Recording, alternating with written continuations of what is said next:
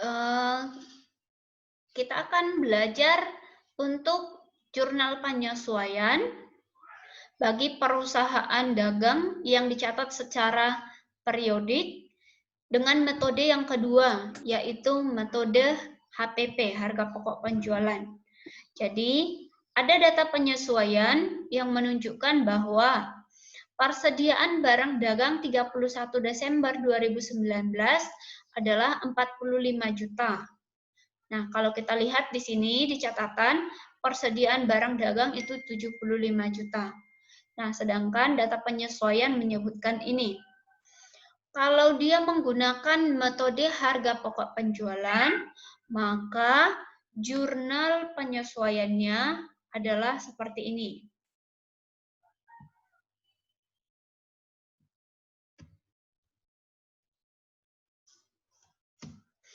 Maka kita akan menggunakan metode harga pokok penjualan.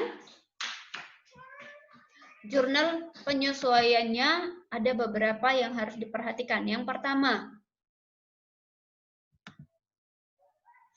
untuk mencatat persediaan awal, ini persediaan awal yang 75 juta datang dari sini, maka jurnalnya adalah harga pokok penjualan di debit 75 juta, persediaan di kredit 75 juta.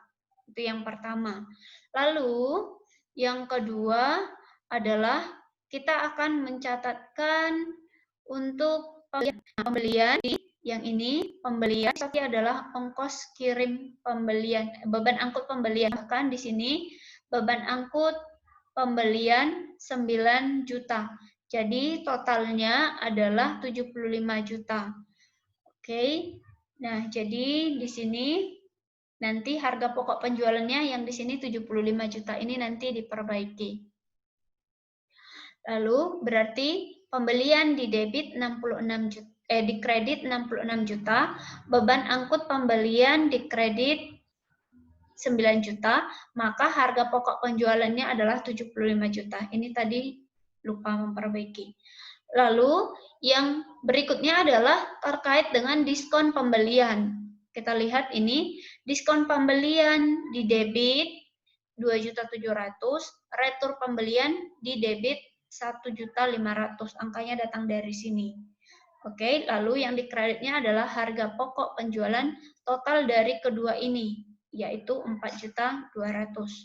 Masih ada satu lagi yang perlu dicatat adalah tentang persediaan akhir yang datangnya dari sini, dari data penyesuaian.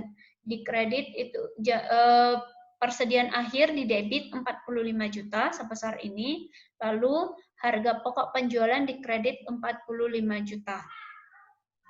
Oke, nah jadi itu dia kalau menggunakan metode harga pokok penjualan. Jadi data yang muncul itu adalah akun yang muncul harga pokok penjualan.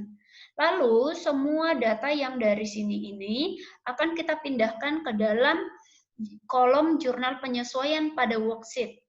Maka kita mulai dari atas. Harga pokok penjualan 75 juta. Harga pokok penjualan 75 juta di sebelah debit. Oke, maka ini harga pokok penjualan 75 juta ini yang di atas ini. Oke. Lalu persediaan awal 75 juta di kredit. Ini persediaan di sebelah kredit 75 juta. Kemudian ada harga pokok penjualan 66 juta. Tadi ini masih ada yang 9 juta ya. Jadi 66 juta tambah 9 juta. Saya lupa tadi memasukkan ke sini. Berarti 66 juta ditambah 9 juta. Harga pokok penjualannya 75 juta. Yang ini dia. 75 juta yang kedua. Yang di bawah sini. Lalu pembelian di sebelah kredit 66 juta, ini 66 juta. Lalu yang di bawah sini tadi beban angkut pembelian 9 juta harusnya di sini, makanya yang ini dia 9 juta. Kemudian kita pindahkan diskon Diskon pembelian di sebelah debit 2.700.000. Ini diskon pembelian di sebelah debit 2.700.000. Retur pembelian di sebelah debit 1.500.000. Retur pembelian yang ini. Kemudian yang dikredit harga pokok penjualan 4.200.000. Ini 4.200.000 di sini yang dikredit. Kemudian persediaan akhir 45 juta. Persediaan akhir yang ini persediaan di sebelah debit 45 juta, harga pokok penjualan di sebelah kredit 45 juta. Yang ini di angkanya. Jadi, kalau bisa kita lihat, semuanya ini harus dipindahkan ke dalam kolom jurnal penyesuaian.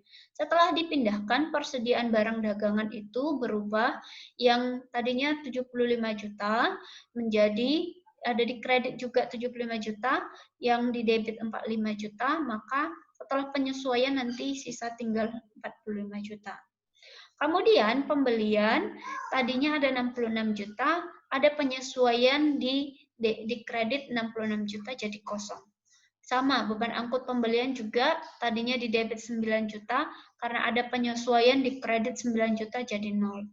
Diskon pembelian juga demikian, ini yang tadinya di kredit 2.700.000, karena ada jurnal penyesuaiannya di debit 2.700.000 jadi kosong.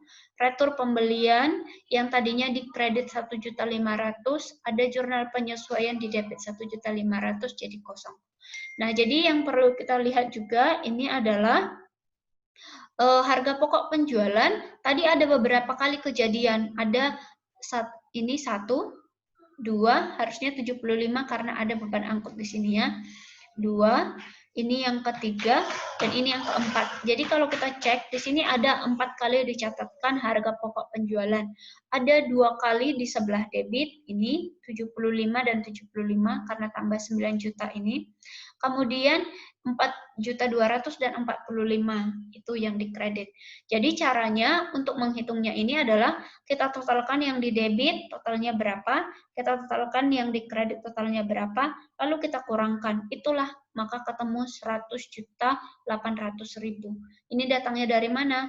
75 ditambah 75 itu 140, dikurang 45 tambah 4.200.000 itu adalah 49.200. Maka selisihnya adalah 100.800.000.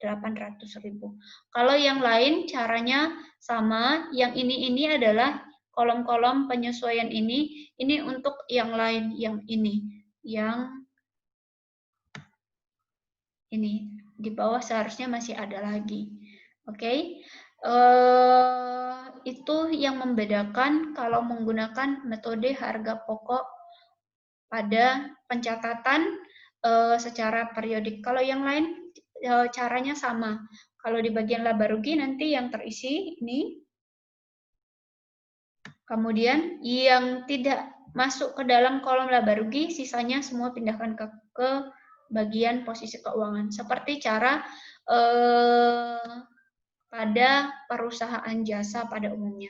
Jadi begini caranya untuk membuat jurnal penyesuaian pada perusahaan yang mencatat dengan sistem persediaan periodik dan menggunakan metode harga pokok. Maka yang muncul di sini adalah harga pokok penjualan. Nah, ini tadi sudah dijelaskan. Demikian caranya untuk membuatkan jurnal penyesuaian dan kertas kerja pada perusahaan dagang yang mencatat secara periodik dan menggunakan metode penyesuaian metode harga pokok.